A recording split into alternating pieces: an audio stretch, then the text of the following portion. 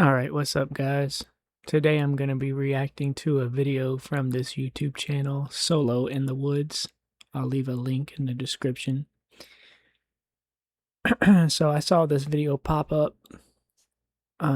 Seems to be getting a decent amount of views.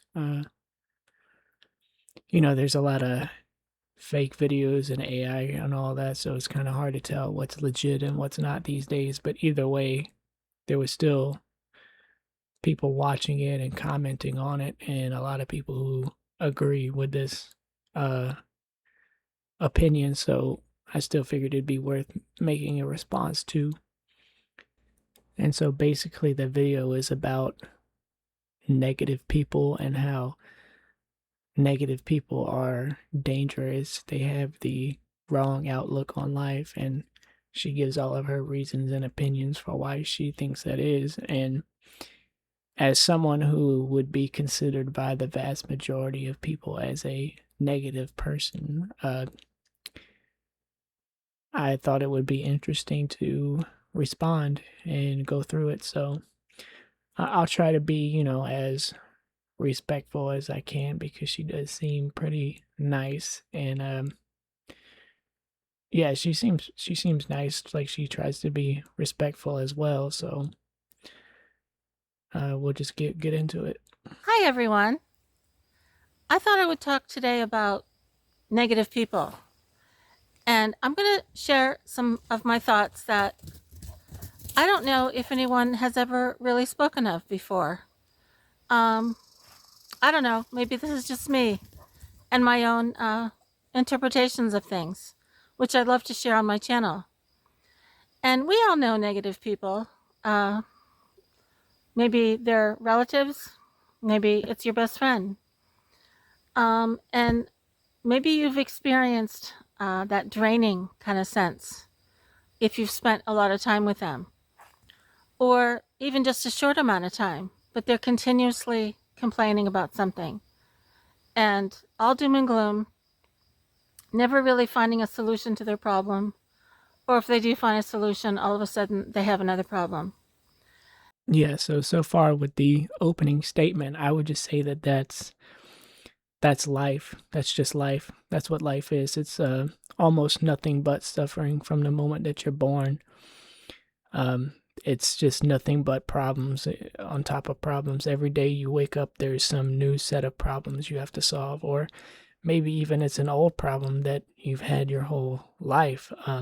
And most of these problems don't actually have any kind of foolproof permanent solution. The best you can do is really just try to mitigate the damage.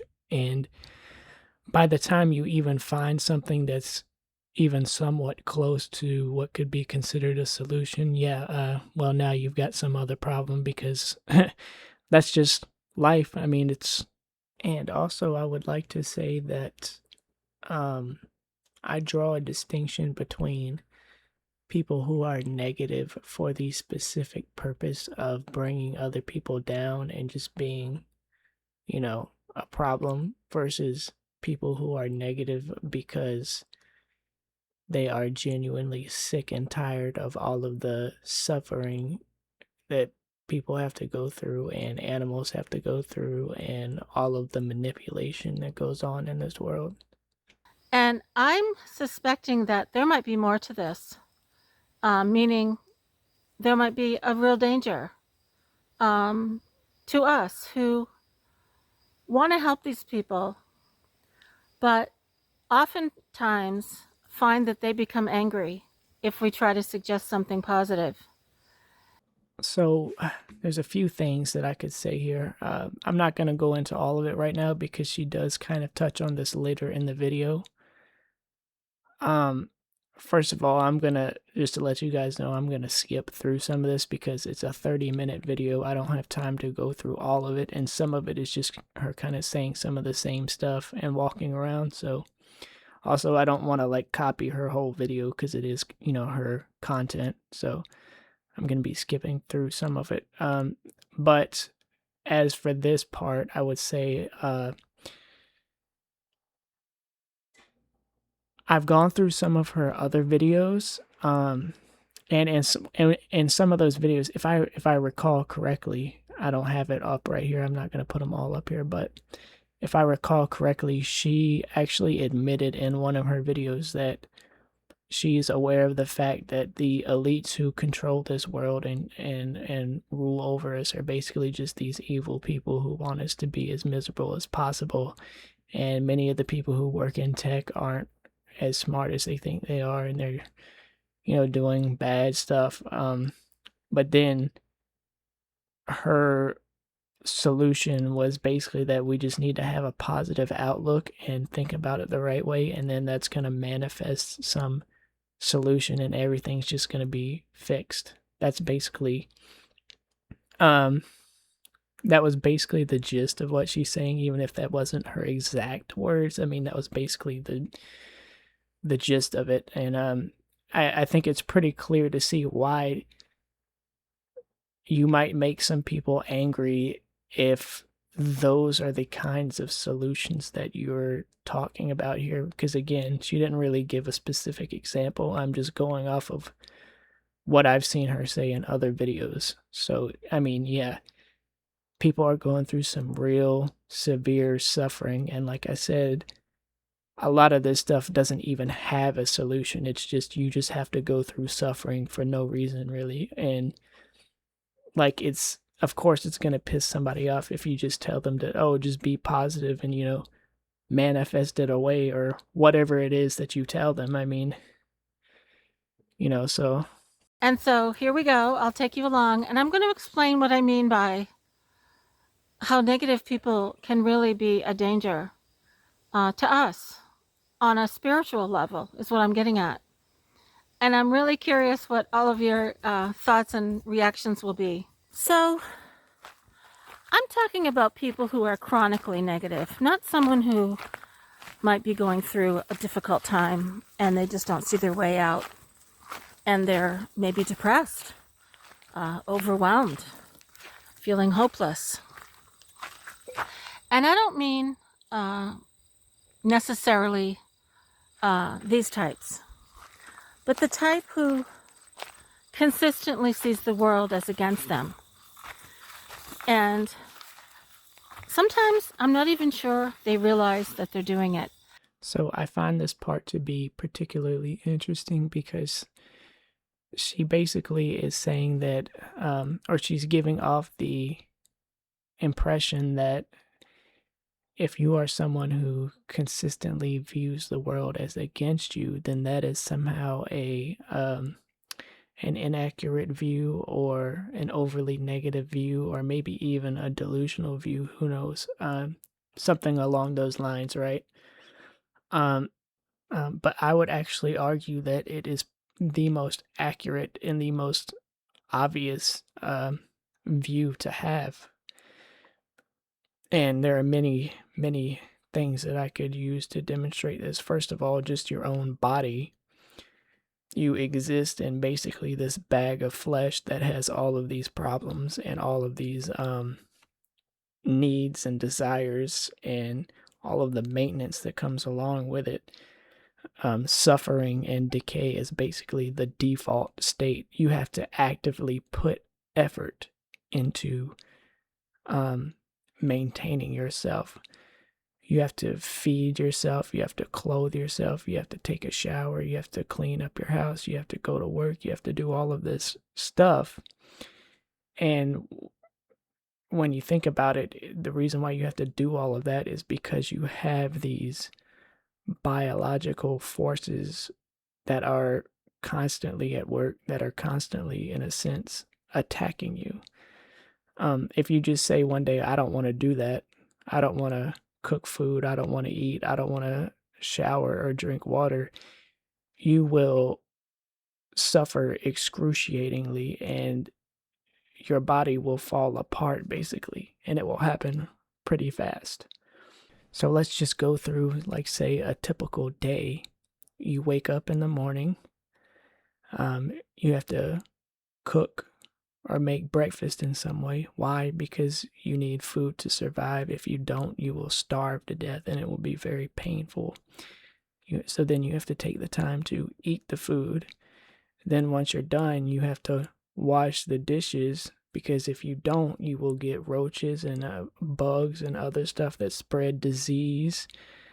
Um, then when you're done with that, you have to brush your teeth because if you don't brush your teeth, you'll get bacteria and all this stuff. Your teeth will rot out. Then when you're done with that, you have to get in the shower because if you don't clean yourself and take care of your hygiene, you can get other problems, infections, you'll smell like shit, so on. You get out of the shower. Now you have to do any other maintenance, whatever. It just like it goes on, right? Um, then when you're finally done with all of your morning maintenance, you have to if you're young and you're not old enough to work yet, you have to go to school. Even if you don't want to go to school, you're still forced to go. And if you don't go, you will be punished severely. And maybe even your family will be punished. Depending on where you live and the laws, they might go to jail. You might go, so on. And then when you get home, or if you're not somebody in school, then you have to go to work. Why? Because you have to make money to be able to afford the food and the medicine and the power and everything else that you need to not suffer miserably and fall apart. And then when you get home, you still have more chores. You have to clean up. You have to do this. You have to do that. You have to wash the clothes.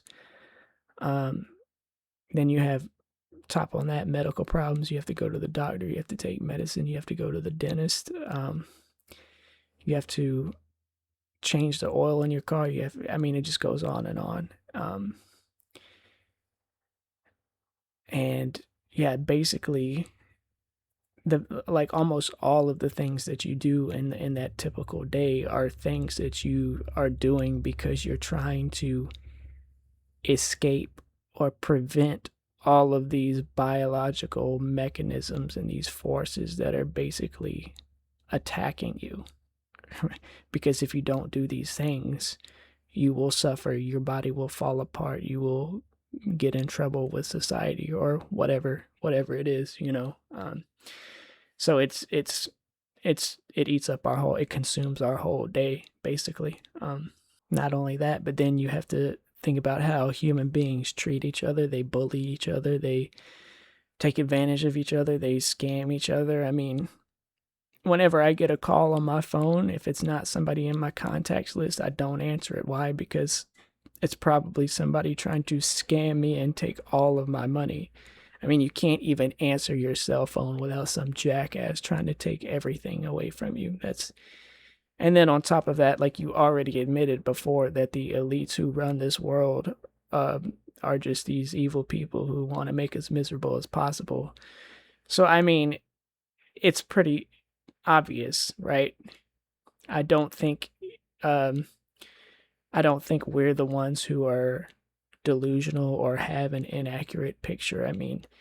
The idea that the world is against you, you can have the opinion that it doesn't work like that, but the evidence is not on your side for that. Well, as you all may very well know, I don't follow any particular structured religion. But I was born with a sense of a greater something, which I wrote about. And my theory is that negative people are very low energy beings. And they lack the energy, for whatever reason, to elevate themselves into a more positive way of thinking. And it could be depression, it could be a chemical imbalance, it could be just their personality. Now, I actually agree with some of what she's saying here. I can definitely say from my own experience that naturally I am very low energy, and I have to kind of augment that with things like caffeine, coffee, and I think that is the case for a lot of people in general, not just negative people. Maybe you could say that it's affects negative people more heavily, more frequently, um, and also the depression and all of that. I will say though, if you are kind of into this content and have you've considered a lot of different possibilities, you've seen a lot of different videos, you've read a lot of different books or philosophies and so on. There's a lot of different theories, right? Depression, whether it's from genetics, chemical imbalance, the world being screwed up, their personality, or something more than that, uh, archons, parasites that feed off of your energy. There's a lot of different ideas. Personally, I'm inclined to think that it's a combination of things, rather than just one single thing. But yeah, that is definitely something to consider. But even though I agree with some of what she's saying here, I don't really see how it negates what we're saying. I mean, even if it's true that a lot of negative people have low energy, and maybe that low energy is what's is fueling them to be more negative. I still don't really see how that would negate what we're saying, because I mean, a lot of the points I've made are good points that stand on their own outside of how I feel about them. And also, just even the fact that people can be born with depression should already tell you that something is not right. Like, why is it that depression, like, let's just, you could pick any of the theories or the reasons. Let's just say that it's genetics. Um, why is it that people who have that trait are just allowed to spread it onto someone else without their consent? It's just a normal thing that's allowed. And then when that person has that problem, they are often blamed for it, even though they did not consent to it. It's very strange. So yeah, that to me tells me that there is something wrong. Like the fact that we even live in a world where that's allowed, where you're just allowed to spread depression onto someone else and then blame them for it, try to make it look like it's their fault and they're just lazy, they're just negative, they're just this or that. Like that's that to me is a problem. If you've ever felt drained and depleted and tired after listening to someone, this is beautiful too. I love how the little buds are on this. If you've ever felt drained after listening to someone who is chronically negative, with a negative outlook, feeling hopeless, whatever the situation may be, they want you to hear them. And I think the reason is because they want energy from us to use. So I've actually had similar experience with these quote unquote positive people. There have been many times, and I've actually made videos on this exact channel talking about this. There have been many times where I tell people exactly how I'm feeling, not because I'm trying to bring them down or anything like that, but just because I need to be honest about my experience here and how awful it has been and all of the things that I've gone through. And I want to be able to communicate what I really think. I want to be able to be honest. And almost every time I do that, it's always met with just toxic positivity to the point where they don't even acknowledge just how bad things have been.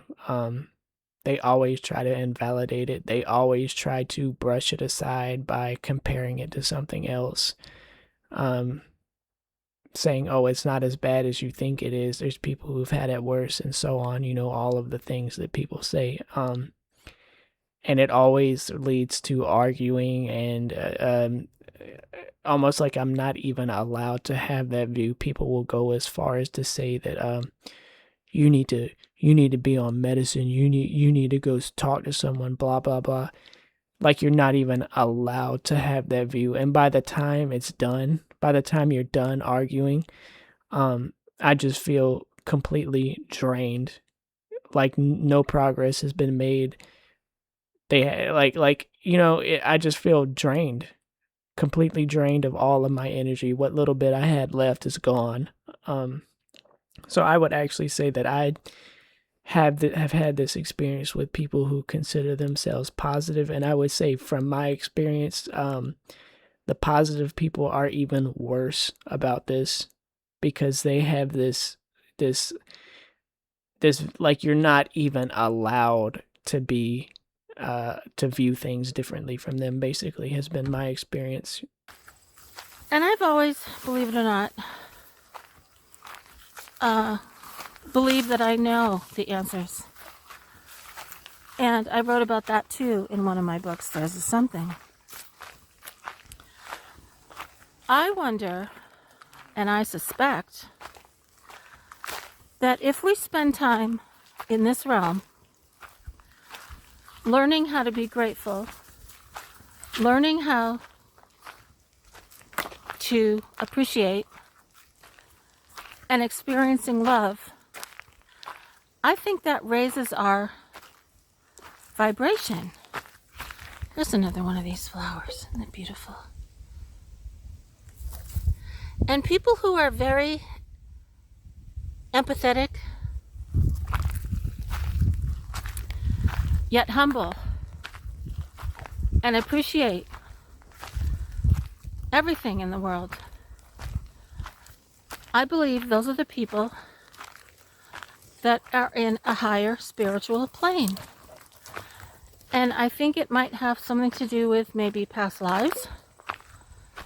And some of you may believe that, some of you may not, but I very much do. And these negative people often resent us positive people. And I think it's because they are unable to achieve that for whatever reason. Maybe it's fear. Maybe it's self-doubt. Maybe it's because they've achieved a certain comfort level in being so much the victim that they've assumed that to be their identity. And maybe they've assembled others to sympathize with them, and that feels safe and comfortable. And I wonder if that's true too. But the problem is, well, not for me, but the danger in becoming too enmeshed, and this is only my opinion, my thoughts, but I believe the danger in becoming too enmeshed with these negative people is that, Maggie, come on. At first, you might empathize with them and try to help them. And no matter if they tire you, you want to give them either ideas to change the situation or encouragement.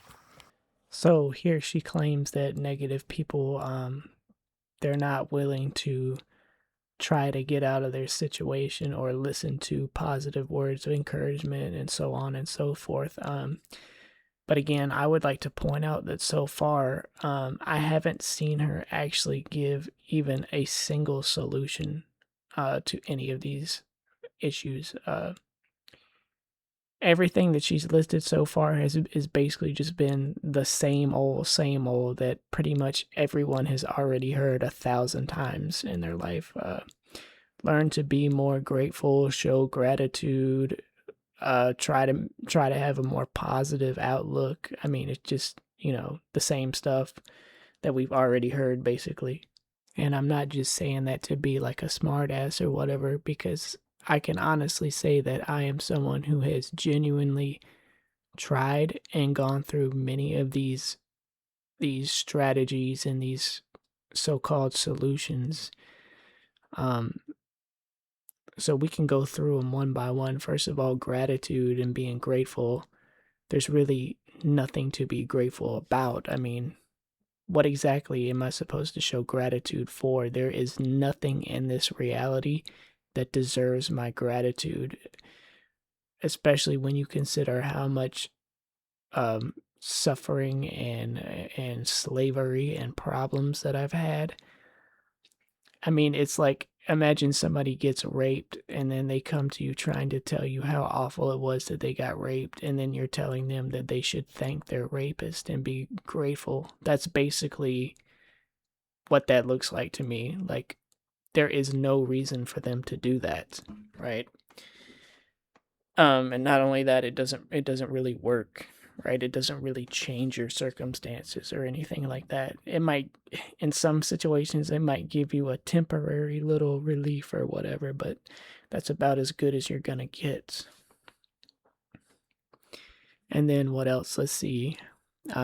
Having a positive attitude and like all the stuff that goes with that, like trying to be positive, maybe work harder towards a goal and manifest your desires or whatever. I've done that as well. I've done the gratitude diaries where I write down things that I'm grateful for every day, and I write down what it is that I want to achieve and how I'm going to accomplish my goals, and all of those techniques, and then I bust my ass and I work really hard. And I won't lie, there's definitely some instrumental value in that, in the sense that yes, if you work really hard and you have a positive mindset and you believe that you can do something, yes, you will achieve a lot more than you would if you didn't do that. But it does not give you the satisfaction that you think it's going to give you. So say we could use any example. Let's say, for example, you want to get in shape. You want to go to the gym, you want to get fit, you want to get muscular or whatever it is. So you do that, you have those thoughts, you perform those techniques, you have a positive mindset, you put in the work and you grind real hard. And you get better and better at it, and then eventually you obtain your goal, right? But then when you get there, it's like it's not as amazing as you thought it was going to be, right? Especially, first of all, why are you doing that? Why do you want to do that? Is it because you're trying to impress people? You want to look good? That's a very unhealthy reason to do that, right? That never goes well, right? So if that's not it, what else is it? Is it because you want to attract a romantic partner? Well, that has its own risks and maintenance as well, which gets me to my next point. Once you've done everything you need to do to get that far or obtain that goal, it's not like once you've obtained it that you can just chill out and now you have it, right? No, now you actually, all you've really done is you've put yet another thing on yourself that you have to maintain, because in order to hold on to something like that, you have to constantly practice it. You have to constantly, whatever it is, whether it's working out or some other thing or some new skill, you have to constantly do it over and over again, and you have to constantly rehearse it. You have to constantly stay on top of the ball, because the moment you stop doing it, all of those gains that you got are going to go down the drain rapidly. You will whenever you stop practicing it, you will start to go out of shape, or you will start to lose your skills and whatever it is that you're doing. And then all of that work will just go down the drain. When you think about the amount of time that it takes to build something versus the amount of time that it takes to lose it, there's a very strong asymmetry there. And so yeah, like when you really want to achieve a big goal, or acquire a new skill or learn something, whatever it is, oftentimes you just wind up putting more weight on your shoulders, more stuff you have to worry about, more maintenance, more, uh, you know. And in fact, that happened to me recently where I I got on like a perfect diet. I tracked every calorie I was eating, almost down to every calorie every day. I was eating real clean. I could tell the difference in my health. I had lost weight, and I had been perfectly consistent with it for a long time, like several months, like half a year. And then one day I just kind of burnt out and got a craving, and I caved, and then that just led to me like because I broke my rule that one time, I just wound up like binge eating and getting off track for several weeks. And before I knew it, I had regained weight. I had noticed some health problems coming back, and basically just all of that work I put in just gone down the drain, basically. Similar with some other things that I do, like math. I like math. I like learning uh, math, science related subjects, logic, stuff like that. I put a lot of effort into learning it, and I put a lot of effort into gaining a reputation around it. A lot of people recognize me for it, but guess what? Even though at first it was a nice little pat on my ego, a little stroke for my ego, it did not satisfy me for very long. And then eventually, once you've learned a lot, it gets to a point where the amount you've learned is so much, and you have so much stuff inside your head that, like, most of your time gets spent just rotating between stuff you've already learned, just rehearsing stuff over and over and over again so that you don't lose what you've got. And it just becomes this very tedious thing, this thing that you used to enjoy doing, like you don't even enjoy it anymore because it's just another job. It's just this tedious thing that you're repeating over and over again, basically. And when it comes to the love and the connection and all that, it can be very difficult for lots of different reasons. You've even admitted in one of your other videos that you've had very toxic relationships with your family members. I think, and I don't think that that's unique to you. I think that that's very common. I think that the family unit that most humans have is very toxic. There's a lot of toxicity. There's a lot of arguing and disagreeing and all of that stuff. Especially when you think about the kinds of beliefs that the average person has. Like, you don't even consent to being born. Somebody else brings you here, and then they give you this.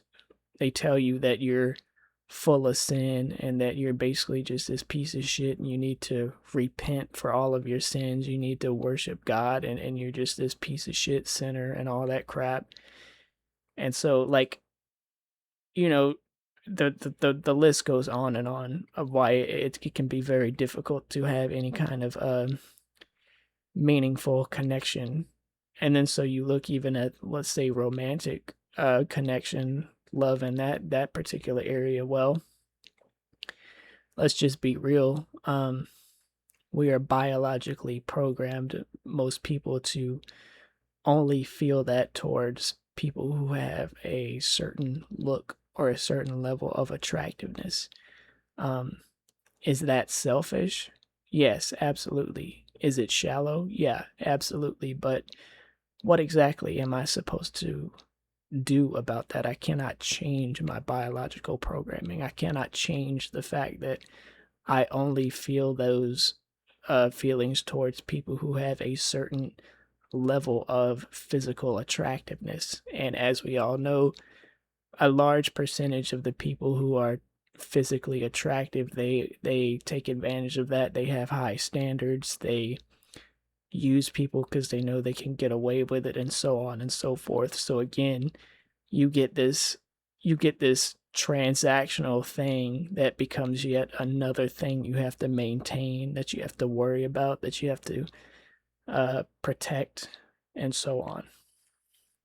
And then the biggest one of the biggest ones is the medicine, trying to go and get help from a quote unquote doctor, um, and being diagnosed with bullshit and put on medicine. That's probably one of the biggest mistakes that people make when trying to get help. Oftentimes it doesn't work. Not only does it not work, but it actually damages you, and now you have permanent damages from the drugs that they put you on, and now you're worse off than you were before. So yeah, when you try to get help and try things, actually not only does it not help or not work, oftentimes you wind up being worse now because of it. So I mean, I've tried it all. When somebody tries to offer me a particular solution like this and then I don't take it, it's not because, oh, I just want to be negative. Oh, I just want to be a shitty person, or oh, I don't want help or whatever. No, it's because I've done it. I've either done it or I've done something similar enough to it that I know it doesn't work. I'm not interested in getting back on the hamster wheel and chasing another goal when I already know that the end result is going to be nothing, like always.